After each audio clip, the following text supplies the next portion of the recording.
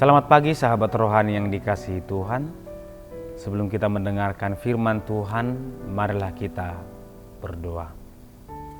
Kasih karunia dari Allah Bapa dan anaknya Tuhan Yesus Kristus kiranya menyertai kamu sekalian. Amin.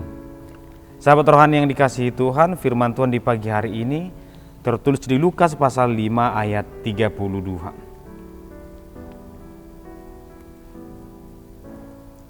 Aku datang bukan untuk memanggil orang benar, tetapi orang berdosa, supaya mereka bertobat.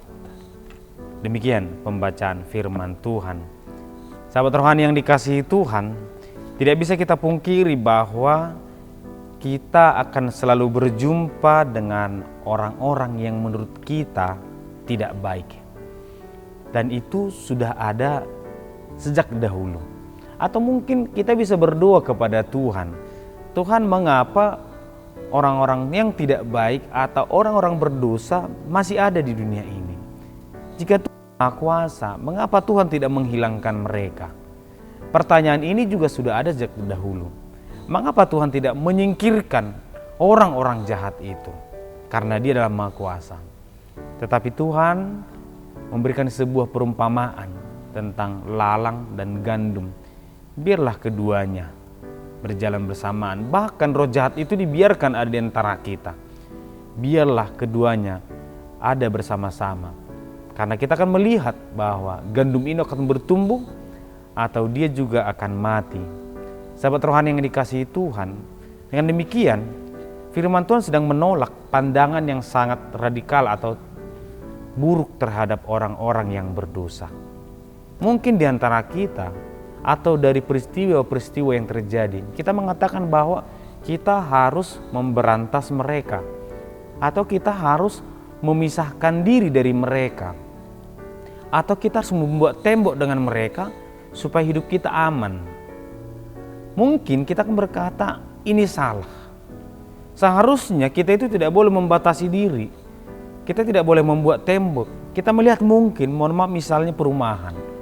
Perumahan itu pasti memiliki tembok pengamanan yang kuat. Mengapa? Dia membatasi diri dengan orang luar. Yang dipikirkan bukan lagi relasi, tetapi kenyamanan. Takut nanti terjadi 1, 2, dan 3, semua bisa terjadi. Karena kenyataannya banyak yang terjadi demikian. Bahwa ketika orang tidak memiliki pengamanan yang ketat, kejahatan muncul begitu cepat. Sehingga orang-orang yang membatasi diri ternyata tidak bisa kita salahkan secara langsung tanpa melihat jangan-jangan mereka sudah lelah dengan keadaan. Mereka mungkin sudah bosan dengan ketidakadilan ataupun ketidakamanan. Oleh karena itu, mari kita merenungkan firman ini dari dua sisi. Bukan hanya dari sisi orang benar, tapi juga dari sisi orang yang berdosa. Sehingga keduanya akan saling melengkapi. Sahabat rohani yang dikasihi Tuhan, orang benar itu selalu diajarkan memang untuk memandang yang lain bukan sebagai musuh, tetapi sebagai sahabat yang harus dirangkul, tetapi sebagai bagian dari dirinya untuk diselamatkan. Inilah prinsip pelayanan Yesus. Ketika Yesus berjumpa dengan siapapun yang dicap oleh orang Yahudi sebagai orang berdosa, Yesus tidak mau memisahkan diri. Yesus bahkan duduk bersama, makan bersama dengan mereka, dengan pemungut cukai ataupun orang-orang yang dicap berdosa. Yesus mau duduk bersama. Tapi hal ini memang mengubah citra Yesus di hadapan orang Farisi. Orang Farisi memandang Yesus sebagai orang yang ikut berdosa karena duduk dengan mereka. Karena ternyata orang Yahudi pada zaman Perjanjian Baru telah menciptakan sekte untuk menegakkan hal ini, bahwa orang-orang benar atau yang mengatakan dirinya orang Yahudi yang benar, dia harus memisahkan diri dari orang yang berdosa. Pelayanan Yesus tadi justru berbanding terbalik dengan apa yang mereka imani, apa yang mereka lakukan. Orang-orang benar harus membatasi diri demi kemurniannya. Karena ternyata ketika kita selidiki, orang Yahudi sangat menjunjung tinggi nilai kemurnian sebagai orang Yahudi. Mereka tidak boleh menikah dengan yang bukan Yahudi. Mereka tidak boleh makan dengan yang bukan Yahudi. Mereka tidak bisa satu komunitas dengan yang bukan Yahudi. Dan ini tantangan bagi Paulus ketika kekristenan muncul. Orang Yahudi tidak mau duduk bersama dengan yang bukan Yahudi. Dan orang Yahudi pada zaman Yesus tidak mau makan atau duduk dengan orang berdosa. Nyatanya, jika demikian prinsip yang dipegang dan dilaksanakan, maka sampai kapanpun manusia akan tetap ada tembok pemisah yang sangat besar memisahkan antara kita dengan yang lain. Tapi pertanyaannya adalah, untuk apa kita dihidupkan oleh Tuhan? Untuk apa roh Tuhan hadir dalam diri saya, dalam diri kita semua, kalau kita tetap menciptakan pemisahan antara kita dengan orang lain? Atau kalau kita mengatakan orang berdosa itu harus disingkirkan, jangan ditemani, jangan bersahabat dengan mereka. Sebaliknya, Yesus melalui firman Tuhan ini datang kepada orang Yahudi, datang kepada kita semua, bahwa Yesus datang bukan untuk memanggil orang benar. Bukan berarti Yesus tidak peduli dengan orang benar. Orang benar sudah selesai. Mereka sudah menemukan Yesus. Tetapi orang yang sudah menemukan Yesus, mereka juga harus memanggil orang berdosa agar mereka bertobat. Maka melalui saya, kita semua, Tuhan ingin orang-orang di luar sana juga bertobat. Orang di luar sana juga mengenal Tuhan. Maka ketika kita hanya bersahabat dengan orang benar, atau karena kita hanya berfokus memperbaiki hidup orang yang sudah benar, itu bukan sebuah keberhasilan bagi Yesus.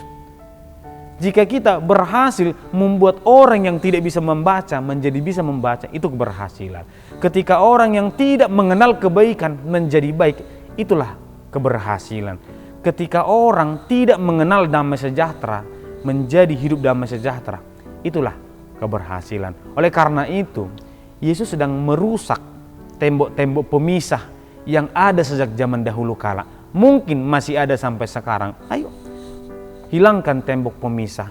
Kita tidak hidup untuk diri kita sendiri, tapi kita hidup untuk orang lain, untuk memanggil mereka agar kita bersama-sama memuliakan Tuhan. Bahkan mungkin bukan hanya kepada manusia, Tuhan juga memanggil kita untuk melestarikan ciptaannya. Jadi Tuhan memanggil saya, kita semua, bukan untuk memperbaiki apa yang sudah baik, tapi memperbaiki apa yang sedang rusak. Bukan pula sebaliknya, merusak apa yang sudah baik diciptakan oleh Tuhan. Sahabat rohani yang dikasihi Tuhan, pada saat ini kita sedang merenungkan masa-masa pelayanan Yesus sebelum dia disalibkan. Kita menyadari mengapa Yesus mau memihak kepada mereka, mengapa Yesus mau merangkul mereka yang berdosa. Bukan karena Yesus ingin berdosa, bukan karena Yesus kurang kerjaan, tapi Yesus ingin menunjukkan kepada dunia, demikianlah kita harus hidup. Harus merangkul mereka, harus memperbaiki hidup mereka, agar saya dan kita semua bersama-sama memuliakan Tuhan. Tuhan memberkati. Kita berdoa. Terima kasih Tuhan, kami bersyukur untuk firman Tuhan di pagi hari ini.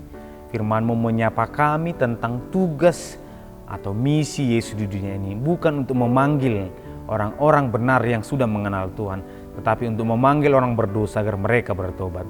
Biarlah kiranya setiap orang percaya menyadari panggilan yang sama dalam dirinya, bahwa kami semua tidak hidup untuk diri kami sendiri, tetapi hidup untuk orang lain, agar kami juga memanggil sahabat-sahabat kami yang belum mengenal Tuhan, agar mereka mengenal Tuhan dan hidup dengan rancangan Tuhan.